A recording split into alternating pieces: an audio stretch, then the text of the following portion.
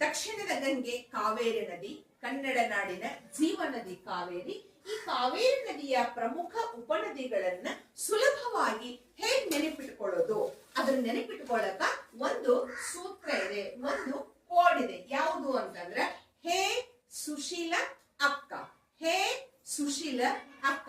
ಹೇ ಅಂತಂದ್ರ ಹೇಮಾವತಿ. ಹೇ ಅಂದ್ರೆ ಏನು? ಹೇಮಾವತಿ. ಸು ಅಂತಂದ್ರ ಸುವರ್ಣವತಿ. ಹೇಳ್ರಲ್ಲಾರು? ಸುವರ್ಣಾವತಿ. ಶಿ ಅಂತಂದ್ರೆ ಶಿಂಷ. ಲ ಅಂದ್ರೆ ಲಕ್ಷ್ಮಣ ತೀರ್ಥ.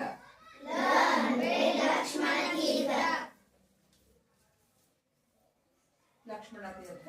ಅ ಅಂದ್ರೆ ಅರ್ಕಾವತಿ. ಅರ್ಕಾವತಿ. ಕ ಅಂದ್ರೆ ಕಬಿನಿ.